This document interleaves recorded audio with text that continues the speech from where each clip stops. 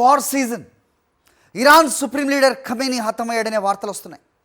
Khamenei హతమయ్యాడని Trump ప్రకటించారు కూడా. అయితే ఇప్పటివరకు ఇరాన్ పాలకులు ఎలాంటి ప్రకటన చేయలేదు. పైగా వాళ్ళు సేఫ్గా ఉన్నారు ఖమేనీ అని చెప్తున్నారు. మీ ప్రభుత్వం మీ చేతుల్లోనే ఉందంటూ ఇరాన్ ప్రజలను ఉద్దేశించి ట్రంప్ ప్రకటన చేశారు. దాడులు ప్రతిదాడులతో పశ్చిమ ఆసియా దద్దరిల్లుతోంది. ఫస్ట్ ఇజ్రాయెల్ దాడి చేస్తే తర్వాత అమెరికా విరుచుకుపడింది. వార్లోకి బ్రిటన్ కూడా ఎంటర్ అయినట్టుగా వార్తలు వస్తున్నాయి. భారీ క్షిపణులు బాంబులతో ఇరాన్పై ఇజ్రాయెల్ అమెరికా విరుచుకుపడ్డాయి. మరోపక్క మిజైల్స్ డ్రోన్స్పై ఇరాన్ విరుచుకుపడుతోంది. ఇక పశ్చిమ ఆసియాలోని అమెరికా వ్యూహాత్మక స్థావరాలపై ఇరాన్ క్షిపణులు వర్షం కురిపిస్తున్నాయి. అమెరికాకు చెందిన HRANA నివేదిక మాత్రం ఇరాన్లో 133 మంది చనిపోయినట్టుగా ప్రకటించింది. కానీ ఇరాన్ అంతర్గత నివేదికల ప్రకారం మృతుల సంఖ్య 201కి చేరుకుంది. సో ఖమేనీ బ్రతికున్నా హతమైన మరికొన్ని రోజుల యుద్ధం జరిగే అవకాశాలు చాలా క్లియర్గా కనిపిస్తున్నాయి. ఈ పశ్చిమాసియా యుద్ధం రాజకీయంగా, దౌత్యపరంగా, ఆర్థికంగా ప్రపంచ దేశాలను తీవ్ర ప్రభావితం చేస్తుందంటంలో డౌటే లేదు.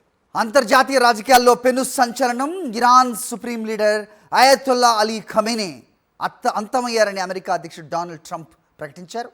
అమెరికా, ఇజ్రాయెల్ సంయుక్తంగా జరిపిన భారీ వైమానిక దాడిలో ఖమేనీ మరణించినట్లుగా ఆయన ధృవీకరించారు.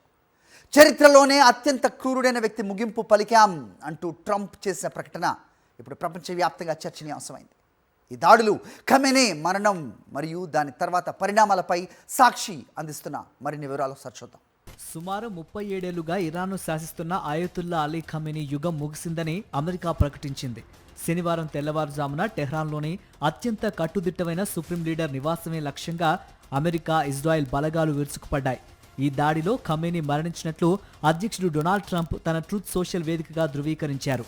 ఇజ్రాయెల్ ప్రధాని నెతన్యాహు కూడా ఖమేనీ మరణానికి సంబంధించి బలమైన ఆధారాలు ఉన్నాయని వెల్లడించారు. ఈ దాడుల్లో కేవలం ఖమేనీ మాత్రమే కాకుండా Iran revolutionary guards chief general Mohammad Pakpour, రక్షణ మంత్రి అజీజ్ నస్రిజాదే వంటి కీలక సైనిక నేతలు కూడా హతమయ్యారని ఇజ్రాయెల్ సైన్యం ప్రకటించింది.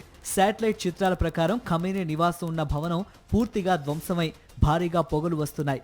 ఈ పరిణామంతో ఆగ్రహించిన ఇరాన్ ప్రతిచర్యగా ఇజ్రాయెల్ మరియు అమెరికా సైనిక స్థావరాలున్న గల్ఫ్ దేశాలపై బాలిస్టిక్ క్షిపణులతో దాడులకు దిగింది. దీనివల్ల ప్రపంచ చమురు సరఫరాకు కీలకమైన స్ట్రెయిట్ ఆఫ్ హెర్మూజ్ గుండా రవాణా నిలిచిపోయింది. ఖమేనీ మరణంతో ఇరాన్లో పాలన మార్పు వస్తుందని ట్రంప్ ఆశిస్తూ ఉండగా ఇరాన్ తదుపరి వారసుని ఎన్నుకునే ప్రక్రియలో నిమగ్నమైంది. అమెరికా అధ్యక్షుడి ప్రకటనతో పశ్చిమాసియాలో యుద్ధం మరో స్థాయికి చేరుకుంది. అధ్యక్షుడు ట్రంప్ చేసిన ఈ సంచలన ప్రకటనపై ఇరాన్ ప్రభుత్వం అధికారికంగా ఇంకా స్పందించాల్సి ఉంది. ఒకవేళ ఖమేనీ మరణం నిజమే అయితే ఇది ఇరాన్ భవిష్యత్తును ఎలా మారుస్తుంది? ప్రపంచ దేశాల స్పందన ఎలా ఉండబోతోంది?